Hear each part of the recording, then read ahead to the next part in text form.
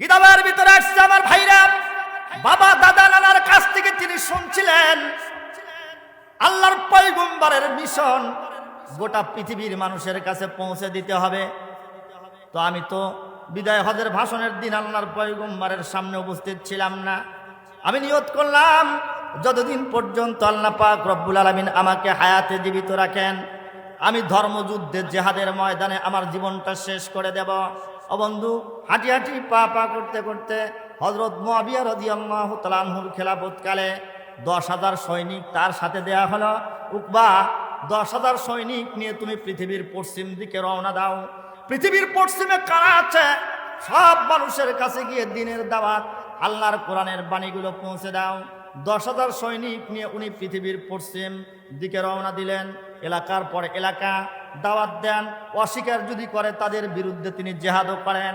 এভাবে চলতে চলতে এক পর্যায়ে আল্লাহর পয়গম্বরের এই প্রিয় সাহাবী উনি আফ্রিকার জঙ্গলের ভিতরে গিয়া হাজির। কোথায় চলে গেছে? আফ্রিকার জঙ্গলের নাম শুনলে শরীরের মধ্যে ছমছম করে আমাদের, কথা ঠিক না? এটা তো অনেক বছর পরে এসে, 1,500 বছর পরে এসে। আর ওই জামানায় আফ্রিকার জঙ্গলের অবস্থাটা কি ছিল? 10,000 সৈনিক নিয়ে তিনি আফ্রিকার জঙ্গলের ভিতরে প্রবেশ করলেন। সৈনিকরা বলল, জনাব, আপনি আমাদের দলপতি, আমাদের মৃত্যুর মুখে ঠেলে দেওয়ার জন্য এই জঙ্গলের ভিতরে আপনি আমাদের নিয়ে আসলেন। এখানে নাই কোনো পানির ব্যবস্থা, নাই কোনো রাত্রি যাপন করার ব্যবস্থা। এই জঙ্গলের ভিতরে প্রবেশ করলাম তো আমরা হিংস্র প্রাণীর হাতে ধরা পড়ে গেলাম। আমাদের যে কোনো সময় হালুম করে এসে ওরা খেয়ে ফেলবে। তো আমরা এখন কি করতে পারি?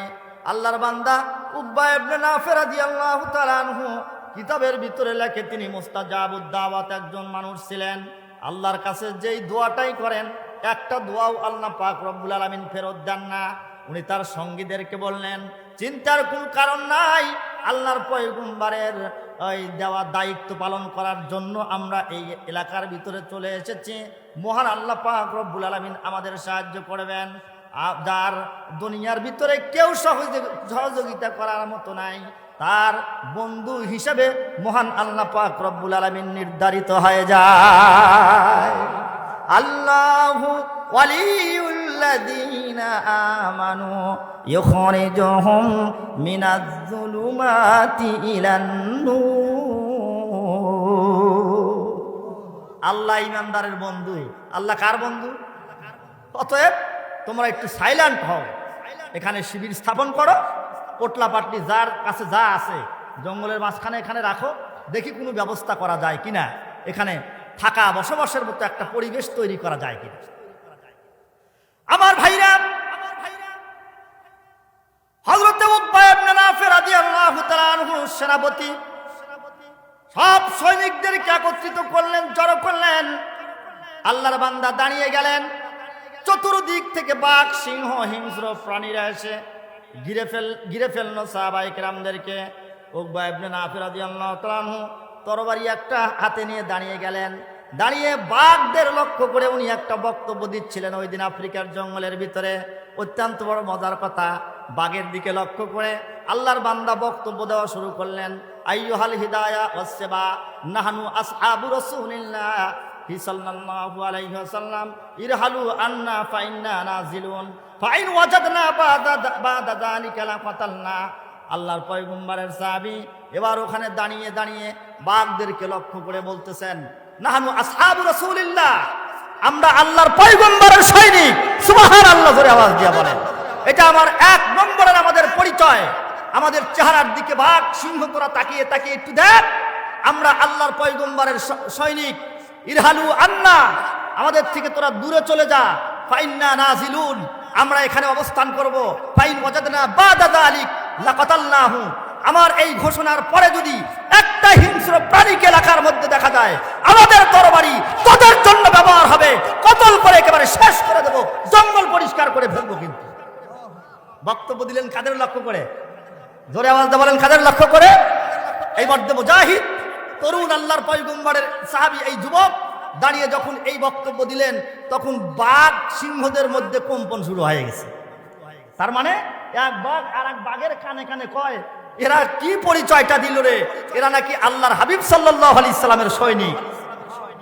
অতএব আমাদের ভাষায় আমরা বুঝাই তাকে। বাঘ হযরতে উকবা ইবনে নাফে তার সঙ্গীদেরকে বুঝাতে সক্ষম হয়েছিল, জঙ্গলের হিংস্র প্রাণীরা, যে আপনারা যদি আল্লাহর পয়গম্বরের সৈনিক হয়ে থাকেন আর রাসূলের মিশন নিয়েই যদি আপনারা এই আফ্রিকার এই গহীন জঙ্গলের ভিতরে এসে থাকেন, আমাদের পক্ষ থেকে অভয় বাণী আপনাদেরকে শুনিয়ে দিচ্ছি যে আপনারা এখানে নিরাপদ আশ্রয়ে অবস্থান করুন, আমরা আপনাদের কোনো ক্ষতি করব না। বরং বহিরাগত শত্রু এসে যদি আপনাদের উপরে আক্রমণ করে, বহিরাগত শত্রু থেকে হেফাজত করার দায়িত্বটা আমরা হিংস্র প্রাণী নিয়ে নিলাম। নিরাপদ আশ্রয়ে আপনারা এখানে অবস্থান করুন। জঙ্গল কাটলেন, কি খারাপ লাগতেছে নাকি আপনাদের? আমার ভাইরা, উকবা ইবনে নাফে রাদিয়াল্লাহু তাআলা আনহু সৈনিকদেরকে জঙ্গল কাটার নির্দেশ দিলেন। বললেন, জঙ্গল কাটো, এখানে তাঁবু গাড়ো, শিবির স্থাপন করো, আমরা এখানেই অবস্থান করব। জঙ্গল কেটে সুন্দর করে থাকার ব্যবস্থা করলেন। মসজিদও একটা তৈরি করলেন, সুবহানাল্লাহ বলেন। মসজিদও একটা তৈরি করলেন। ও বন্ধু, কিতাবে আসছে সর্বপ্রথম আফ্রিকা মহাদেশের ভিতরে যেই মসজিদ থেকে আযান হয়েছে, এই মসজিদটা হলো হযরত উকবা ইবনে নাফের নামের মসজিদ। আফ্রিকা মহাদেশের সর্বপ্রথম আল্লাহু আকবারের ধ্বনি। 4-5 জন সাহাবী একসাথে 3-4-5 জায়গায় দাঁড়িয়ে, টঙ্গীর ময়দানে আযান হয় না, দেখেন আপনারা, 3 জন 2 জন মুয়াজ্জিন একসাথে, একেবারে এখানে 5 জন, ওখানে 5 জন, ওখানে 5 জন, এভাবে দাঁড়িয়ে দাঁড়িয়ে সাহাবায়ে কেরাম আযান দিয়ে জঙ্গলের ভিতরে মসজিদ উদ্বোধন করেছেন। আজও সেই মসজিদটা উকবা ইবনে নাফে মসজিদ, মসজিদটা কালের সাক্ষী হয়ে দাঁড়িয়ে আছে। কিয়ামত পর্যন্ত মুসলমানদের ইসলামী সভ্যতার রাজধানী হিসাবে ব্যবহৃত হবে। বর্তমান সেখানে একটা শহর, এই শহরের নাম হচ্ছে কাইরওয়ান। কি শহরের নাম? কাইরওয়ান শহর। কাইরওয়ান ফার্সি শব্দ। এই শব্দের অর্থ হচ্ছে সেনা ছাউনি। কাইরওয়ানের বাংলা কি? সেনা ছাউনি। যেহেতু আল্লাহর পয়গম্বরের সাহাবায়ে কেরামের এই সেনাবাহিনী সেখানে অবস্থান করেছিলেন, এই জন্য ওখানে নাম দেওয়া হয়েছে কাইরওয়ান। এই যে গত কিছুদিন আগে 2018 সালে ইউনেস্কো জরিপ চালিয়ে 12তম অধিবেশনে ঘোষণা দিয়ে দিয়েছে যে কাইরওয়ান শহর ইসলামী সভ্যতার প্রাণকেন্দ্র। সুবহানাল্লাহ বলবেন না? ওআইসি 2009 সালে ঘোষণা দিয়েছে যে কাইরওয়ান শহর বিশ্ব মুসলিম সভ্যতার রাজধানী। সাহাবায়ে কেরামের ওই জামানার তরুণ যুবক সাহাবায়ে কেরাম, তাদের কাজ কি ছিল? আমাদের এই জামানায়ও যুবক আছে না? আমাদের বাংলাদেশের যুবকদের কাজ কারবার দেখলে বমি না করে আর পারা যায় না। জোরে কোন কথা ঠিক না? ঠিক বললাম? যুবক, আমি তোমাকেই বলছি, আল্লাহর পয়গম্বরের জামানার যুবক আফ্রিকার জঙ্গলের ভিতরে তারা যদি বাঘ সিংহকে বক্তৃতা দিয়ে তাদের কাছ থেকে আশ্রয় গ্রহণ করতে পারে, তুমি যুবক, তোমার শরীরের ভিতরেও তো উকবা বিন নাফের রক্ত আছে। জোরে বলেন কথা ঠিক না? ঠিক। তুমি মুসলমানের সন্তান, তোমার শরীরের ভিতরে খালেদ বিন ওলীদের রক্ত বিরাজমান, তোমার শরীরের ভিতরে আলী ওমরের রক্ত বিরাজমান। তোমার দ্বারা একটু ভালো কাজ জাতি দেখতে চায়, পারো তুমি পৃথিবীর অবস্থাকে পাল্টিয়ে দিতে, পারো তুমি দেশ তথা জাতির ভাগ্যের পরিবর্তন করতে।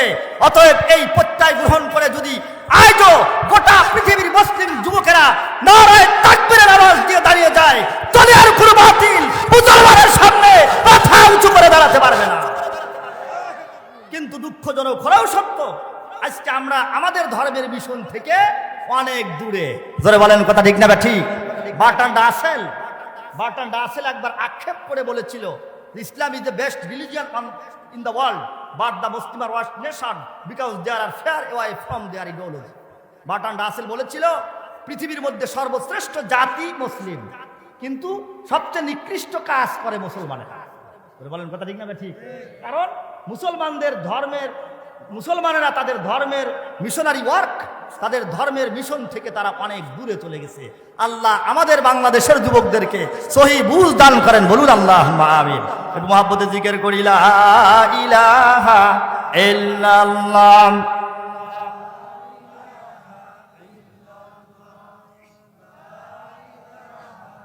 এতগুলো মানুষের আওয়াজ এত কম হওয়ার কথা না, একটু জোরে সরে লা ইলাহা ইল্লাল্লাহ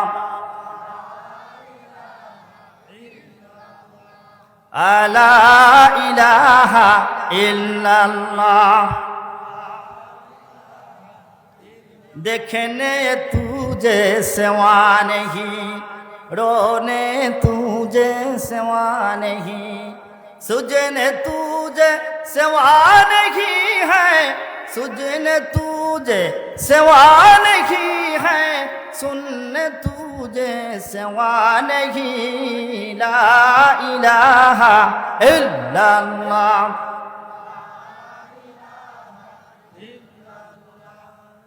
লা ইলাহা ইল্লাল্লাহ লা ইলাহা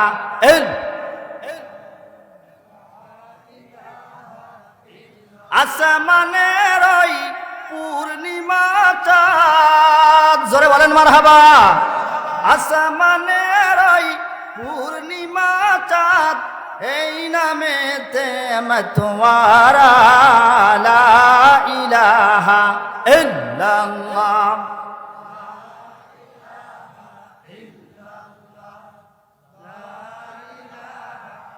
লা ইলাহা ইল্লাল্লাহ মুহাম্মাদুর রাসূলুল্লাহ সাল্লাল্লাহু আলাইহি ওয়াসাল্লাম। মসজিদ সেখানে বানালেন, এলাকায় দ্বীনের মশাল জ্বালালেন। উকবা ইবনে নাফে একজন সাহাবীকে বললেন যে আপনি এখানে অবস্থান করুন, এই এলাকা পাহারা দেন, কারণ এই এলাকার মানুষগুলো বড় দুর্দান্ত লোক, ওরা খারাপ লোক। ইসলাম গ্রহণ করার পর আমির যদি না থাকে তাহলে ওরা আবার ধর্ম ত্যাগ করবে। আপনি এখানে থাকেন, আমি আরো সামনের দিকে অগ্রসর হই। হযরত উকবা ইবনে নাফে রাদিয়াল্লাহু তাআলা আনহু তার বন্ধু বান্ধব কিছু সৈনিক নিয়ে আবার পশ্চিম দিকে রওনা দিলেন। চলতে চলতে চলতে চলতে আটলান্টিক মহাসাগরের এক ঘাটে গিয়ে হাজির। সুবহানাল্লাহ। এই যে দুর্গম পথ পাড়ি দিচ্ছেন, সব জায়গায় আল্লাহ পাক রব্বুল আলামিনের মদদ এই যুবকদের পিছনে ছিল। যুবকের কলবে যদি থাকে খোদার ভয়, কার ভয়? আল্লাহর ভয়, আল্লাহ পাক রব্বুল আলামিন আসমান থেকে তাদের সাহায্যের জন্য আল্লাহ পাক অনেক ফেরেশতার মাধ্যমে হোক, গায়েবী খাজানা থেকে হোক, ব্যবস্থা একটা আল্লাহ পাক দিয়েই দেন। মরুভূমির ভিতরে সাহাবায়ে কেরামের পথ চলা, মাঝ পথে পানির কোনো ব্যবস্থা নাই, পান করার মতো কোনো পানি নাই, ওযু গোসল করার মতো, কাপড় চোপড় ধোয়ার মতো কোনো পানি নাই। উকবা ইবনে নাফেকে তার বন্ধু বান্ধব বললেন, জনাব আপনি আমাদের দলপতি, পানির ব্যবস্থা না হলে তো আমরা সামনে সফর করতে পারবো না। আল্লাহর বান্দা বললেন, তোমরা ধৈর্য ধারণ করো, মহান আল্লাহ পাক রব্বুল আলামিনের দরবারে অভাব নাই। আল্লাহর পয়গম্বরের এই প্রিয়, উনি ঘোড়ার পিঠের উপর থেকে আল্লাহর কাছে মোনাজাত করে কয়, মালিক তোর নবীর মিশন নিয়ে আমরা রাস্তায় বের হয়ে গিয়েছি, একেবারে নিয়ত করেছি নিজের জীবনটা ধর্মযুদ্ধে কাটিয়ে দিব। আল্লাহ তোমার দিন পৃথিবীর পড়তে পড়তে গিয়ে আমরা পৌঁছে দেব, একটা ঘরও যেন আমাদের চোখ থেকে খালি না যায়, যেখানে আমরা কালেমার দাওয়াত পৌঁছাই নাই। বের হয়েছি আল্লাহ, আর আমাদের কি পানি ছাড়া তুমি মারবা? রব্বুল আলামিন পানির ব্যবস্থাটা একটু করে দাও না। অবন্ধু, আল্লাহর কাছে চাইতে দেরি, খোদার পক্ষ থেকে মদদ আসতে দেরি হয় নাই। সুবহানাল্লাহ বলার জন্য আপনারা প্রস্তুত থাকবেন। কিতাবে লেখে আল্লাহর পয়গম্বরের এই প্রিয় আল্লাহর কাছে মোনাজাত করছেন, তো সাহাবায়ে কেরাম বলেন আমরা লক্ষ্য করে দেখলাম আমাদের ঘোড়ার পা যেখানে পড়ে, ঘোড়ার পায়ের খুরের নিচ থেকে পানির ঝর্ণা প্রবাহিত হতে দেখলাম। পানির ঝর্ণা প্রবাহিত, সেখান থেকে তারা পান করার পানি নিলেন, ওযু গোসলের পানি নিলেন, কাপড় চোপড় ধোয়ার জন্য পানি নিলেন, পর্যাপ্ত পরিমাণ পানির ব্যবস্থা হয়ে গেল। মহান আল্লাহ পাক রব্বুল আলামিন যদি সাহায্য করেন, ঘোড়ার পায়ের নিচেও পাওয়া যায়। ধরে বলেন কথা ঠিক না ঠিক? কিন্তু আজকে আমরা কি সাহায্য খোদার কাছে চাই না আমেরিকার কাছে চাই? হ্যাঁ, আজকে আমরা সাহায্য চাই আল্লাহকে ভুলে। যখন আমরা বিজাতিদের কাছ থেকে সাহায্য চাওয়া শুরু করেছি, আল্লাহ পাক রব্বুল আলামিন আসমানি মদদ আমাদের জন্য বন্ধ করে দিয়েছেন। যাদের বয়স এখানে আছে 60 বছর 70 বছর, মুরব্বীরা আপনারা বলতে পারবেন, আগের আজ থেকে 30-40 বছর আগে কি বাজার থেকে এত মাছ আপনাদের কিনে খাওয়া লাগতো? হ্যাঁ, বিলের ভিতরে গেলে সকালবেলা একটু, রাত্রিতে বৃষ্টি হয়ে গেছে, ওখানে বড় বড় মাগুর মাছ ধরে, বলেন কথা ঠিক না ঠিক?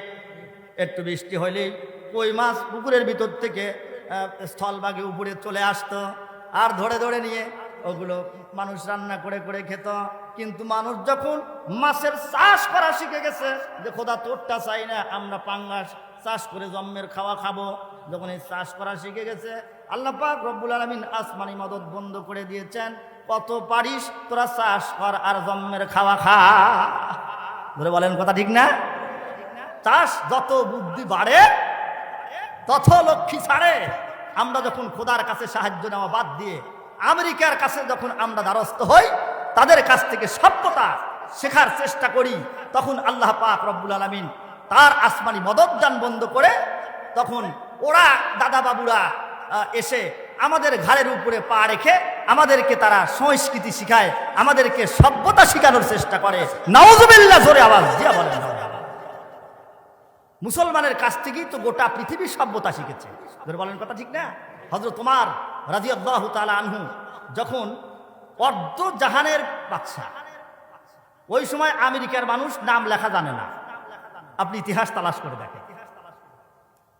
হযরত আবু বকর সিদ্দিক রাদিয়াল্লাহু তাআলা আনহু যেই সময় প্রথম খলিফা, ওই সময় ইংল্যান্ডের মানুষেরা ওরা ABCD পড়া জানে না।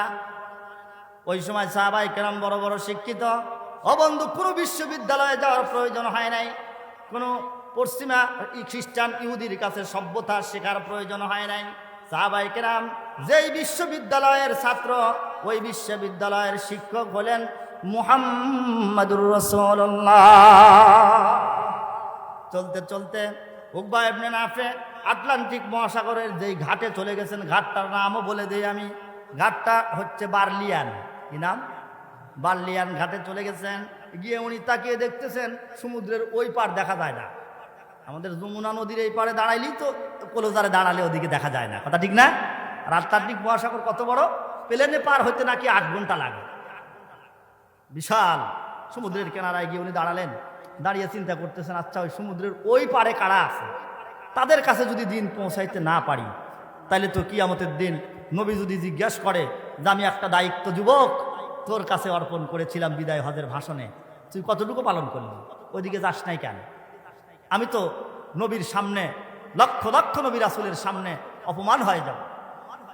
উনি শেষ পর্যন্ত করলেন কি, হযরত উকবা ইবনে নাফে তার ঘোড়াটা নদীর ভিতরে নামিয়ে দিলেন। বলুন সুবহান। স্লোগান বেরোনো হবে, সফলতার দ্বার প্রান্তে আমরা যেতে পারবো না, পৌঁছা সম্ভব হবে না। এজন্য মুসলমানদের আজকে মুসলমানদের যুবকদের অধপতনের কিছু কারণ আছে, যেই কারণগুলোর প্রতিকার আমাদের অবশ্যই করা দরকার। ধরে বলেন কথা ঠিক না? অধপতনের কারণের মধ্যে একটা কারণ, আজকে মুসলমানেরা সুশিক্ষা থেকে অনেক দূরে, কথা ঠিক না? ঠিক, সুশিক্ষার অভাবে আজকে মুসলমানের সন্তানরা কালেমা, কালাম, নামাজ, রোজা, হজ, জাকাত এগুলো করতে পারে না। বর্তমান শিক্ষার যে কারিকুলাম, ওই লর্ড মেকল 1936 সালে ব্রিটিশরা দিয়ে গেছে, ওই শিক্ষার আলোকেই আমরা শিক্ষিত হয়ে যাচ্ছি। আর বর্তমান বাংলাদেশের বর্তমান শিক্ষা কারিকুলামে যা এসেছে তা তো মুখে ভাষায় ব্যক্তই করা যায় না। যেরকম কথা ঠিক না? ঠিক বললাম? হ্যাঁ, ক্লাস 6 ষষ্ঠ সপ্তম শ্রেণীতে পড়ে ছেলে মেয়ে, বয়ঃসন্ধিকালে মেয়েদের শারীরিক কাঠামো কেমন হয়, কি কি করণীয়, তা বইয়ের মধ্যে পড়ে শিখাতে হবে। এগুলো আমাদের শিক্ষা কারিকুলামে, এগুলো পড়ে পড়ে আমাদের ছেলে মেয়েগুলো নষ্ট হয়ে যাচ্ছে। এজন্য সুশিক্ষার কোনো বিকল্প নাই। আল্লাহ পাক রব্বুল আলামিন যেই শিক্ষার কথা বলেছেন, ইকরা বিসমি রাব্বিকাল্লাযী খালাক খালাকাল ইনসানা মিন আলাক। মহান আল্লাহ পাক বলেন, ইকরা বিসমি রব্বিকা, তোমার রবের নামে পড়ো। কিসের নামে? তাহলে দুনিয়ার ভিতরে যত পড়াপড়ি হবে, সব পড়াগুলো হবে কার নামে? হ্যাঁ, জোরে আওয়াজ দিয়ে বলেন, কার নামে? দুনিয়ার সব পড়া হবে খোদার নামে। যেই পড়ার মধ্যে খোদার নাম নাই, বুঝতে হবে যে ওই পড়া পড়ে মানুষ আল্লাহ পর্যন্ত পৌঁছতে পারবে না। কি ভাই ওঠা বসা করেন? এই ছেলেরা উঠিস কেন তোরা?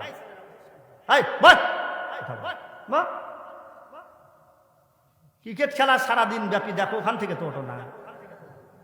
আমি জানি না বাংলাদেশের কে কি করে। ভাই আর 10 মিনিট সময় থাকতে পারবেন না আপনারা? 10 মিনিটের মধ্যে আমি মোনাজাত করে দেব। এজন্য আমরা বর্তমান প্রচলিত এই শিক্ষাকে আমরা দায়ী করতে পারবো আমাদের সমাজ, আমাদের দেশ আন্তর্জাতিক মহল পর্যন্ত নষ্ট হওয়ার পিছনে। এটা একটা কারণ।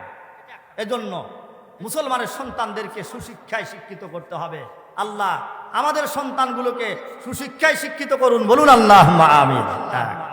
2, সংস্কৃতি।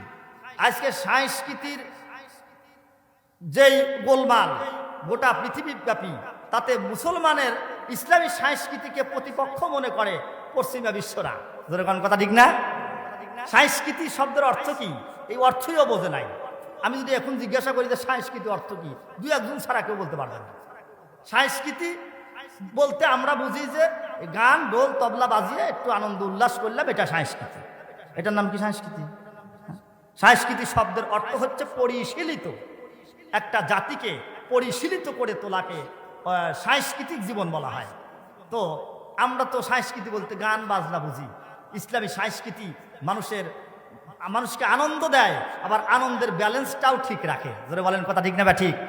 ভ্যালেন্টাইন ডে ইসলামে আছে, বিশ্ব ভালোবাসা দিবস ইসলামে আছে, পহেলা বৈশাখ এগুলো ইসলামে আছে, এগুলো ইসলামে নাই। ইসলাম বলে যে তোর ভালোবাসা দিবস বিবাহের পর থেকে নিয়ে সারা জীবন। বলে বলুন সুবহানাল্লাহ। একজন নারীর সাথে একজন পুরুষের বিবাহ যখন নাকি হয়ে গেছে, ওই সময় থেকে 2 জনের মধ্যে সাংস্কৃতিক জীবন শুরু হয়ে গেছে। এখন ইমান আগে ছিল অর্ধেক। নবীজি বলেন বিবাহের মাধ্যমে ইস্তাকমালাল ঈমান, ঈমান এখন তার পরিপূর্ণ হয়ে গেল। এখন সে তার স্ত্রীকে ভালোবাসা দিবে, স্ত্রী তার স্বামীকে ভালোবাসা দিবে, তার সাংস্কৃতিক একটা জীবন গড়ে উঠবে। এই 2 জনের ভালোবাসার মাধ্যমে যেই সন্তান দুনিয়ার ভিতরে আসবে, আশা করা যায় এই সন্তানটা একটা পরিশীলিত সন্তান দুনিয়ার ভিতরে আসবে, আর জাতি এর থেকে উপকৃত হতে পারবে। ধরে বলেন কথা ঠিক না ঠিক? এজন্য সন্তান যদি আমরা ভালো করতে চাই, তাহলে পিতা মাতার আগে ভালো হতে হবে। ধরে বলেন কথা ঠিক না ঠিক? তবেই সন্তান ভালো হবে। আমাদের মায়েরা সন্তানকে ঘুম পাড়ানোর সময় কচি বাচ্চার কানের ভিতরে যেই শব্দটা পৌঁছে দেয়, অনেকাংশেই মিথ্যা কথা। ঘরের পিছনে বিড়াল আছে, ঘরের পিছনে শিয়াল, ভয় দেখায় না? মিথ্যা না সত্য? পিছনের বাইরে কথা মান না, মিথ্যা না সত্য? এই যে মিথ্যা কথা বলে বলে সন্তানকে ঘুম পাড়ালো। আজ থেকে 1500 বছর আগে নবীজির জামানায় আর মক্কার মহিলারা যখন তাদের বাচ্চাদেরকে ঘুম পাড়াতো, আইয়ামে জাহেলিয়া থেকে কেবল আল্লাহর পয়গম্বর নবুয়ত প্রাপ্ত হয়ে মানুষকে দিন শিখাচ্ছেন। ওই সময় মক্কার মেয়েরা আল বিদায়া ওয়ান নিহায়ার মধ্যে আসছে। মক্কার মেয়েরা সন্তানদেরকে রাত্রিতে ঘুম পাড়ানোর সময় বলতো, খোকা বাবু তুমি ঘুমিয়ে পড়ো, এমন ভালোবাসা তোমাকে দেব যেমন মক্কার মানুষ হযরত ওসমানকে ভালোবাসে। এই কথা বলে বলে মক্কার মেয়েরা তাদের বাচ্চাদেরকে ঘুম পাড়াতো। কি সংস্কৃতি! রাসূল আকরাম সাল্লাল্লাহু আলাইহি সাল্লামের জীবদ্দশায় তারা শিখেছিল। আল্লাহ আমাদের মা বোনদেরকে সহি বুঝ দান, বলেন না আল্লাহ। আমার ভাইরা আমার, এজন্য সাংস্কৃতিক বলতে খারাপ জিনিস গান বাদ্যবাদ্য নয়, ইসলামিক মূল্যবোধে নিজের জীবনকে গড়ানো, বাচ্চাদেরকে গড়ানো। স্বামী স্ত্রী উভয়ের মধ্যে যদি প্রেম ভালোবাসা হয়, তাহলে তার ওই পরিবারটা গড়ে উঠবে, একটা ইসলামী সংস্কৃতির পরিবেশে গড়ে উঠবে। পক্ষান্তরে স্বামী স্ত্রীর মধ্যে যদি মিল ভালোবাসা মহব্বত না থাকে, তাহলে দুনিয়ার ভিতরেই জাহান্নামের একটা অংশ তার ঘরে আসবে।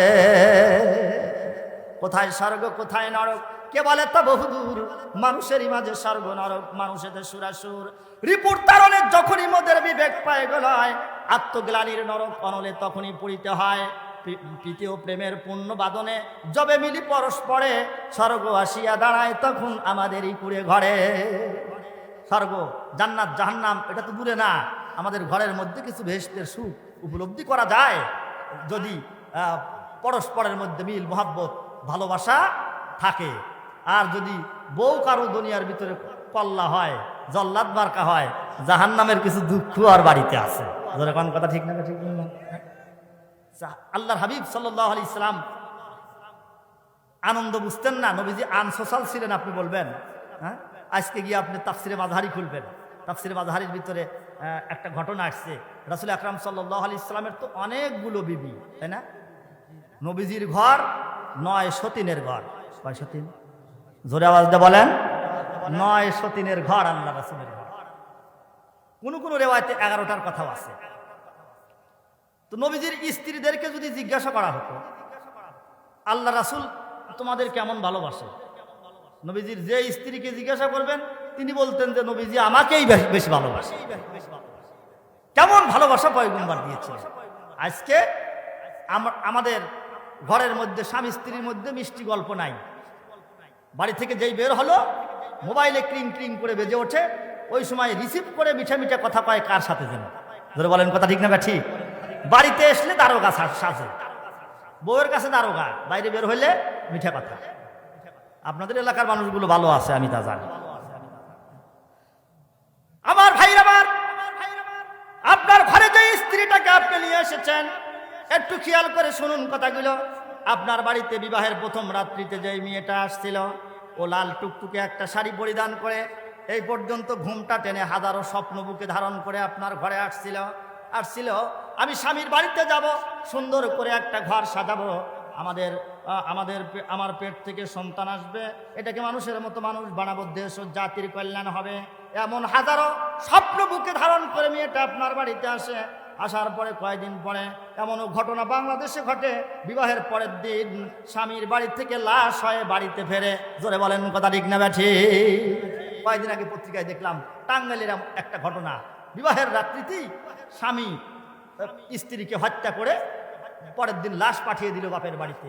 তাহলে নিশ্চয়ই পূর্ব থেকেই ওদের রিলেশন ছিল, এটার শুধুমাত্র প্রতিশোধ নেওয়ার জন্য ওকে বিয়ে করেছে। জোরে বলেন কথা ঠিক না? ঠিক বললাম না? আপনার ঘরে আসছিল লাল শাড়িটা পরিধান করে, আপনার ঘরের চাকরানি হয় নাকি আপনার ঘরের রানী হয়? আবার একটু বলুন, রানী না চাকরানি? ও তো আমার ঘরে রানী হয়ে এসেছিল, রানীর মর্যাদা আমি দিতে পারি নাই। জোরে বলুন কথা ঠিক না? আমরা তো রানীর মর্যাদা না দিয়ে ওকে চাকরানির মর্যাদা দেই, চাকরানির মতো কাজ করাই, যা ইচ্ছা তা ওর দ্বারা করাই, এজন্য সেও আমাকে রাজার মর্যাদা দিয়ে রাখে না। জোরে বলুন কথা ঠিক না? এজন্য আজকের থেকে আপনার ঘরের ওইটা চাকরানি না রানী? জোরে আওয়াজ দিয়ে বলেন। হ্যাঁ, ওইটা আপনার ঘরের রানী। আর মাবুনটা মনে হয় প্রজেক্টরের মাধ্যমে আমাকে দেখছে না। মাবুনদেরকে আমি বলবো যে আপনার বাড়িতে যেটা গেদার বাপ, ওটা কিন্তু আপনার ঘরের রাজা। সুবহানাল্লাহ বলেন জোরে সরে।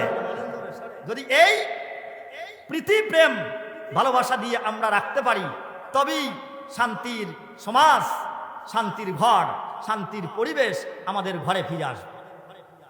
আল্লাহর হাবিবের ঘর 9 সতীনের ঘর, ভুলে গেছেন আপনারা? নবীজির ঘর 9 সতীনের ঘর। আল্লাহর হাবিব মুহাম্মদুর রাসূলুল্লাহ সাল্লাল্লাহু আলাইহি ওয়াসাল্লাম স্ত্রীদেরকে পালা বন্টন করে দিয়েছিলেন। কোন স্ত্রীর ঘরে নবীজি কবে থাকবেন, রাত্রিতে অবস্থান করবেন। একদিন আল্লাহর পয়গম্বর মুহাম্মদুর রাসূলুল্লাহর রাত্রি যাপনের পালা ছিল হযরতে হাফসা রাদিয়াল্লাহু তাআলা আনহার ঘরে। হাফসা হলেন হযরত ওমর রাদিয়াল্লাহু তাআলা আনহুর কন্যা। নবীজি এশার নামাজ পড়ে যথারীতি হাফসার ঘরে চলে গেছেন। ওই দিন বিকেলবেলা হযরতে আয়েশা সিদ্দিকা রাদিয়াল্লাহু তাআলা আনহা হালুয়া পাকিয়েছেন। কি? নবীজি হালুয়া রুটি এগুলো পছন্দ করতেন। তা আয়েশা চাচ্ছেন যে আল্লাহ রাসূল তো আজকে আমার ঘরে নেই, আমি হাফসার ঘরে একটা পিরিজে খানিক হালুয়া দিয়ে আসি। হযরতে আয়েশা রাদিয়াল্লাহু তাআলা আনহা হালুয়ার পিরিজটা নিয়ে হযরত হাফসার ঘরের দরজার সামনে চলে গেছেন। বাইরে থেকে সালাম দিলেন। হাফসাকে বললেন, বোন একটু দরজাটা খোলো, আমি তোমাদের জন্য কিছু হাদিয়া নিয়ে আসছি। আমি আপনাদের একটু জিজ্ঞাসা করি, বলুন সতীন যদি ভালো কথাও কয়, ভালো লাগে? হ্যাঁ, যার বাড়িতে 2 সতীন আছে তারাই বুঝবে। আমার ভাইরা, সতীনের কথা কখনো 2টা জ্বালা দুনিয়ার ভিতরে বড় জ্বালা, একটা হলো পেটের জ্বালা আর একটা হলো সতীনের জ্বালা। জোরে কোন কথা ঠিক না ঠিক? সতীন ভালো কথা কইলেও এটা মেনে নেওয়া যায় না। হযরতে হাফসা রাদিয়াল্লাহু তাআলা আনহা ভিতর থেকে কর্কশ ভাষায় আয়েশাকে বলেন, জাল্লার হাবিব আজকে আবার ঘরের ভিতরে অবস্থান করছেন, ডিস্টার্ব করার জন্য এখন আবার এশার নামাজের পরে কেন আমার ঘরে?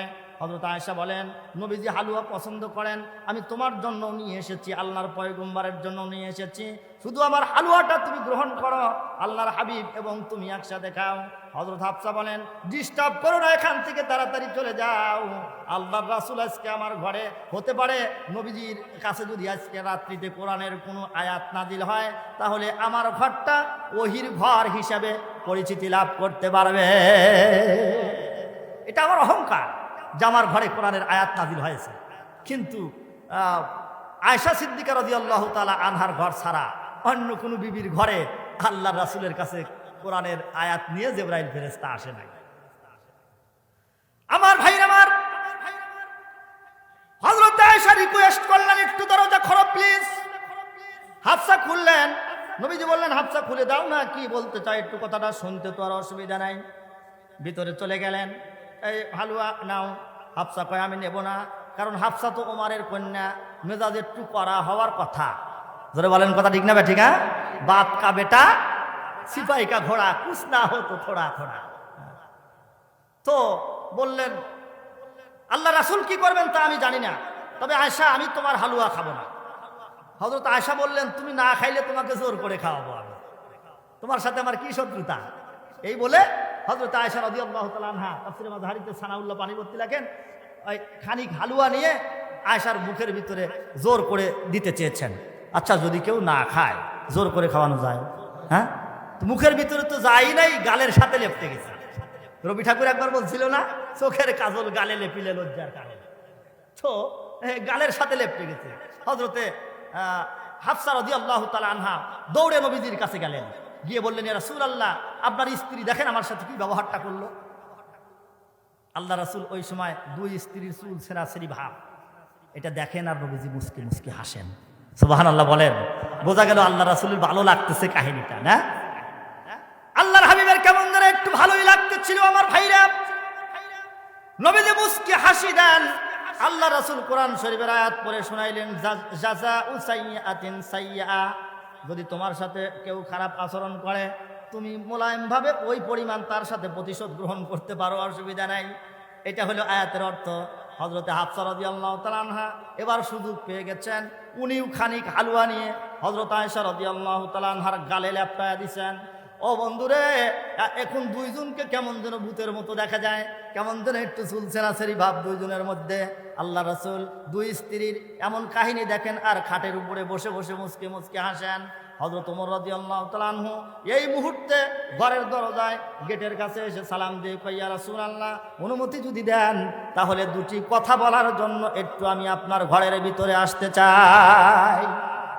আমি আপনাদের একটু জিজ্ঞাসা করি, বলুন, ঘরের মধ্যে যেই কাহিনীগুলো চলতেছে এই সময় শ্বশুরকে ঘরে আসতে দেয়া যায়? ধরে বলেন, দেয়া যায়? হযরত ওমরের কন্যাই তো হাফসা। হযরত ওমর বলে, হুজুর অনুমতি দেন, আমি একটু ঘরের ভিতরে আসতে চাই। আল্লাহ রাসূল বললেন, শ্বশুর আব্বা আপনি একটু ওয়েটিং এ থাকেন, 5 মিনিট পর আমি যখন বলি ওই সময় আসবেন। হযরত ওমর রাদিয়াল্লাহু তাআলা আনহু বাড়ির গেটে ওয়েটিং এ আছেন। আল্লাহ রাসূল একটু ফিসফিস করে আয়েশা হাফসাকে বললেন, ব্যাক ডোর দিয়ে বের হয়ে যা, ওইদিকে গিয়ে তাড়াতাড়ি হাত মুখ পরিষ্কার করে আয়, তাছাড়া মান সম্মান থাকে না।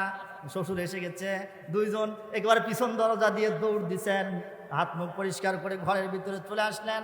আল্লাহ রাসূল হযরত ওমরকে অনুমতি প্রদান করলেন। হযরত ওমর ঘরের ভিতরে প্রবেশ করলেন। ওমর রাদিয়াল্লাহু তাআলা আনহু বলেন, আমি ঘরের ভিতরে প্রবেশ করে আমার মনে হচ্ছিল আল্লাহর রাসূলের ঘরে এই সময় কিছু ঘটতেছিল, কিন্তু নবীজিও আমাকে কিছু বললেন না, আমিও আল্লাহর হাবিবকে জিজ্ঞাসা করলাম না। সাহাবায়ে কেরাম নবীজিকে জিজ্ঞাসা করতেন খুব সতর্কতার সাথে, কারণ আমি কি কথা জিজ্ঞাসা করব, নবী যদি নারাজ হয়ে যান আর যদি গজব সম্বলিত কোনো ওহী নাজিল হয়ে যায় তখন তো অসুবিধা হবে। জোরে বলেন কথা ঠিক না? ঠিক। কারণ সাহাবায়ে কেরাম তো শুধু আল্লাহর পয়গম্বরের ছাত্রই না, সাহাবায়ে কেরাম তো নবীজির আবার আশেকও। জোরে বলেন কথা ঠিক না? অনেক সময় জটিল প্রশ্ন সাহাবায়ে কেরামের অন্তরে আসতো, কিন্তু নবীজির অকর আল্লাহর রাসূলের সম্মানের দিকে লক্ষ্য করে তা করেন নাই। তাছাড়া আলিফ লাম মিম, আলিফ লাম র ত সিন মিম কোরআন শরীফে আছে না, এগুলোর অর্থ কেউ জানে না। তো সাহাবায়ে কেরামের সামনেই তো আয়াতগুলো নাজিল হয়েছে। নবীজিকে একদিনও তো জিজ্ঞাসা করলেন না, হুজুর আলিফ লাম মিম অর্থ কি একটু বলেন। বলেন কথা ঠিক না ব্যাঠি? হ্যাঁ, কোনোদিন জিজ্ঞাসা করেন নাই। কেন? যা সাহাবায়ে কেরাম আল্লাহ রাসূলের আশেক। সাহাবায়ে কেরাম কি? ইলম হায় ইবনুল কিতাবা, ইশক হায় উম্মুল কিতাব। ইলম হায় ইবনুল কিতাবা, ইশক হায় উম্মুল কিতাব। ইলম হায় পয়দা সওয়ালা, ইশক হায় পানহা জওয়া।